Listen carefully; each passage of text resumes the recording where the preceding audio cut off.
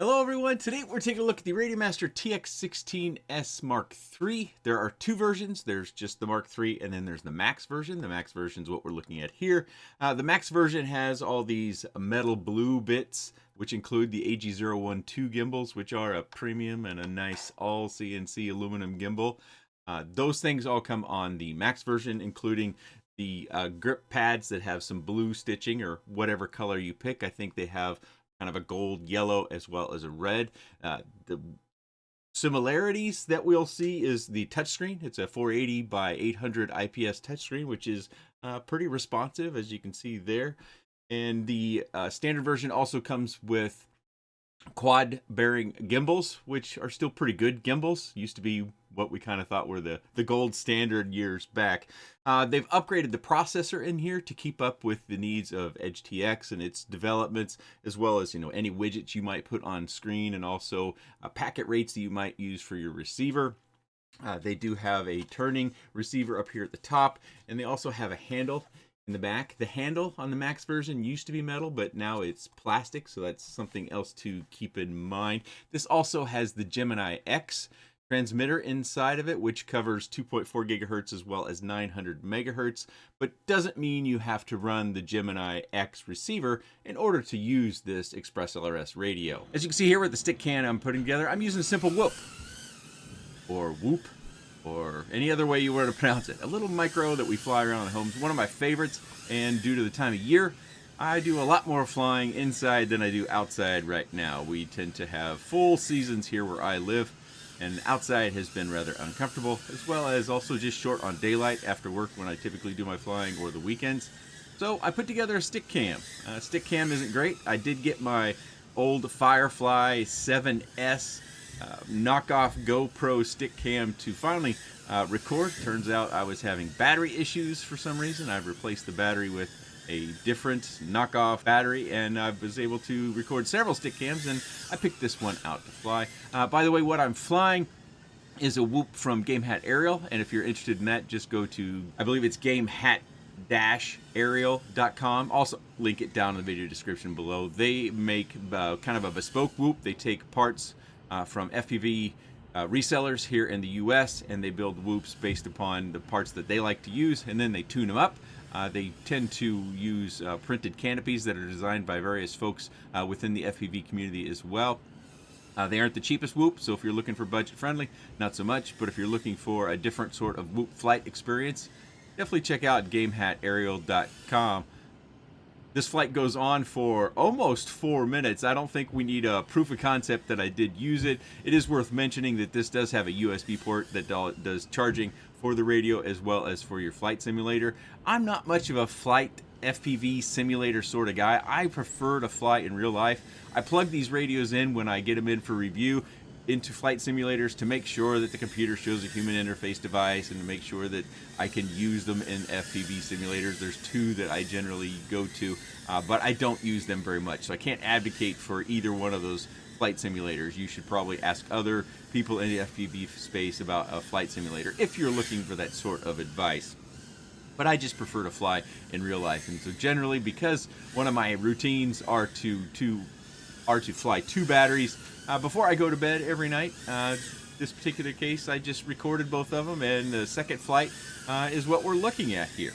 But that's a nice little proof of concept. You can see the LEDs, they kind of go around. I didn't do a great job of making sure my radio was in plain great view. The knockoff GoPro I'm using, I think it has a little bit of a limited field of view. I probably need to get my chest mount a little farther up on my chest mount to get a little wider scope, so that when I do my breathing, as you can see the radio kind of raising up because I do hold it against my stomach, that the radio kind of pops out of view, so you can't see my fingers on the switches like when I crash or if I have to arm and disarm.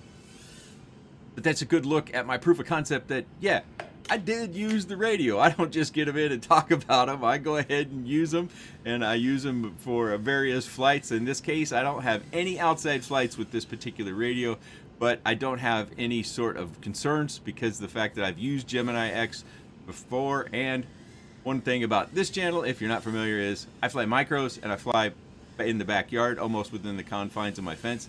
So I don't go a long ways out. We don't have a big property. We are in town. So testing range Well, it's unadvisable here in the US to do range testing and record it and post it on YouTube.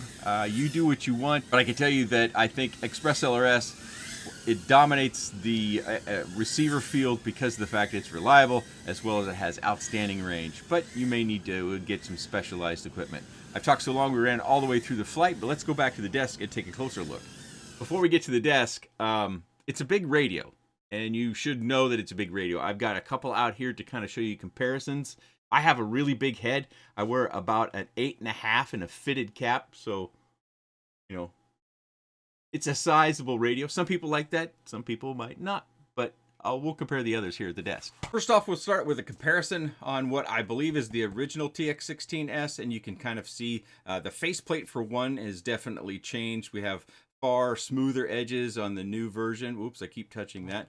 We have the roller button is actually smaller. That is a metal roller button, which you can roll as well as press. The buttons along the left-hand side to drive our menus, they're smaller horizontally, but overall I think they're more surface area, and I do think they are much easier to read on the newer versions. And then, of course, we have our sys and our model, which kind of fit into the curvature. These are the original AG01 gimbals that, you know, you just like with these, you can adjust the spring tension right from the front of the gimbals, which is becoming more and more standard with our gimbals, at least non-micro gimbals. You could tell with our switch layout, many things are the same, but they have relocated these buttons, which you can program for various purposes, down to this location, and they are smaller, and they do go to different colors as it comes out of the box. Our trim switches are slightly different. They're at angles here in the center, and then the kind of the similar position here at the bottom. We've got our switches and our potentiometer. Everything else is pretty much the same. The lanyard used to have 2 positions here, but now it's just got the 1 position, and that is locked in place horizontally. So that's something to just be aware of depending upon how you use your lanyard. I do not use a lanyard, as you saw in my StickCam. If we go around the back here just to kind of look at it, we'll see that largely it's the same, except for these grips where my left thumb is, are pretty predominant on the original version, the Mark I, if you will. And over here, it's much more like the face, more of a curvature. I'm a little surprised they have gone to a plastic handle versus the original metal handle. I think the metal handle is just sharper, and it gives you a little bit more of a premium feel. But that's some of the differences from Mark I to Mark III, and it also gives you kind of a size comparison. It looks like to me that the radio has actually gotten a bit taller, but it's less deep, and it's about the same in width, if not identical. I mentioned the touchscreen already. It's pretty easy to use. You can see the smoothness and the responsiveness of the screen. Hopefully, if we get the glare off of that, it does come with a touchscreen protector, but I do not have it on. Of course, this is the theme is kind of with the blue theme, so you can customize those through EdgeTX. I'm sure there's all sorts of tutorials online about how to do various programming with EdgeTX, but of course, we can just use our buttons to go back with our main menu, and you can also see the channel monitor here on their main menu. But let's go through the switches. So we have a momentary switch here and a 2-position switch there. It's one of the differences. These are 3-position switches. These are 3-position, 3-position, and then we have these turn dials or potentiometers, and the indent in the center. Those are, let me do a quick comparison. Those are way better as far as the center position, and it's staying in the center position on the Mark III than they are in the Mark I. I don't think those will get out of shape on you or move position when they get bumped slightly, but that's going to vary depending upon how severe the bump is. But it does feel pretty standard. I know you can't really tell from my fingers, but it feels like it's really kind of locking in place. Around back, we have these RS and LS, additional dials you might use for variability of change, whether it's for fixed wing or helicopters or what have you. The center position isn't quite as dramatic or as serious with these. They do have these little edges instead of the entire dial. If you look at the old ones that used to be here on the side, these, again, it doesn't really have a strong center position on the original Mark I. So I suspect that is something from memory that they changed, probably along the lines of Mark II. We have the antenna up top here, which does turn only clockwise. So you can only turn it 90 degrees, and it does fold down. We have some heat dissipation across the top, and then underneath this rubber flap, which is more thick than it used to be, we have our USB-C port, which we use that for FPV simulator or plugging into your computer otherwise, and you also can do USB charging for your batteries internally. And then we have our audio and our training ports in there as well. Let's move back around to the back. And I'm going to turn this off real quick and show you the battery. So I put a big honking battery in there. I use this battery for my goggles. It's a 6200 milliamp RadioMaster battery. Looks like you might be able to fit even a bigger battery if you've got something that fits this dimensions in here. But with 6200 milliamps, if you do some backlight control, I think you can get a lot of use out of this. And if you're doing an FPV simulator, it will charge while you're plugged into your computer. So that use, as far as on your battery goes, would be very, very minimal. I can't get this XT30 to lay down nicely in there.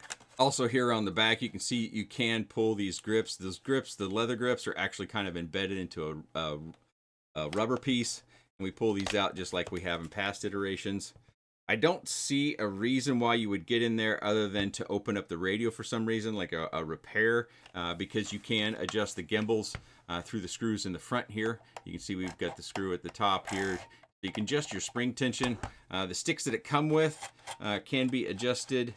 They have a set screw in the bag, so you take the set screw and you put it in here, get it to your height, take your set screw, turn it down tight, and you have a new height. I used it stock. I did not even adjust my spring tension, and some of you might know that I really like to use really loose sticks. So that flight even came with the stock spring tension settings, which is a little bit uncommon for me. A bit more of a size comparison. This GX12, which is another radio that I do really like. And you can see the size difference there. This one isn't nearly as tall, but it is about the same width. So if you still like to have your hands at this distance apart, but you don't want to have so much radio hanging from your neck or in your lap, a GX12 might be an option. This also has the Gemini X in it, I believe, but I'll refer you to the product page. And then my daily driver that I have gone back to, I do use the GX12 from time to time, is the Zorro. You can see it's kind of messy. I use this one and have been using this one for quite a few years. It's got the AG01 mini gimbals in it, and I keep waiting for them to iterate on this form factor. I'm a hybrid pincher, I think most call it, and I use kind of a high stick with high rates on my quads.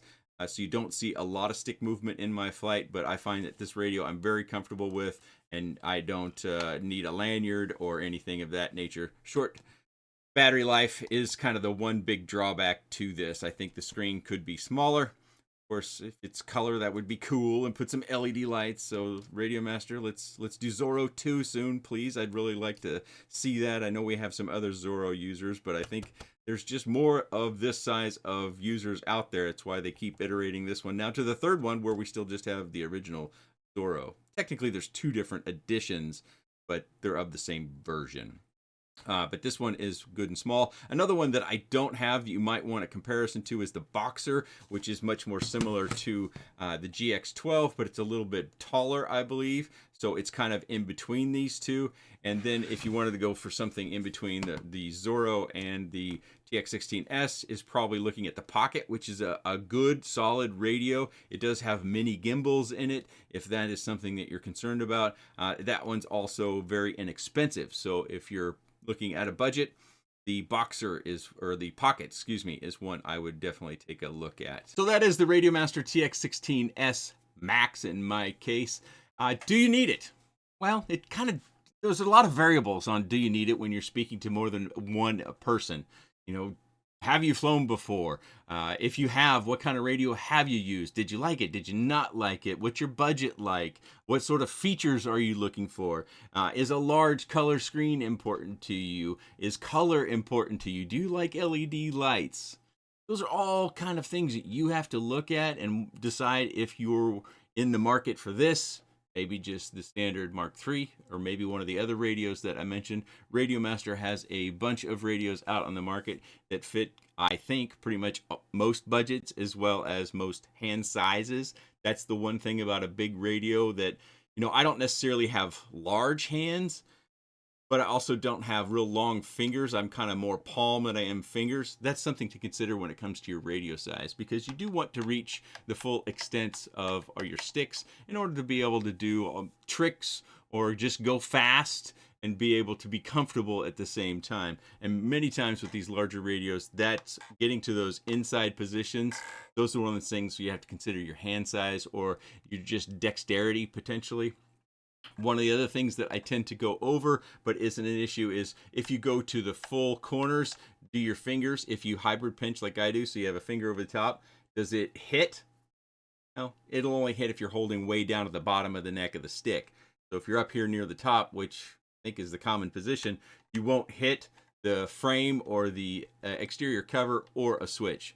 From time to time, I find that if you hybrid pinch, sometimes when you go all the way to the top, your knuckle might touch a switch. And if it's your arm switch, which I do arm on the right, that's a bad thing, but not an issue with the TX16S. So that's kind of a plus side. So I will link this down in the video description down below. If you have any comments, questions, suggestions, or otherwise, maybe you just want to tell me a fresh joke that you learned, or you wanted to say hi, talk about something else altogether, let me know in the comment section below. I appreciate your time. Thanks for watching.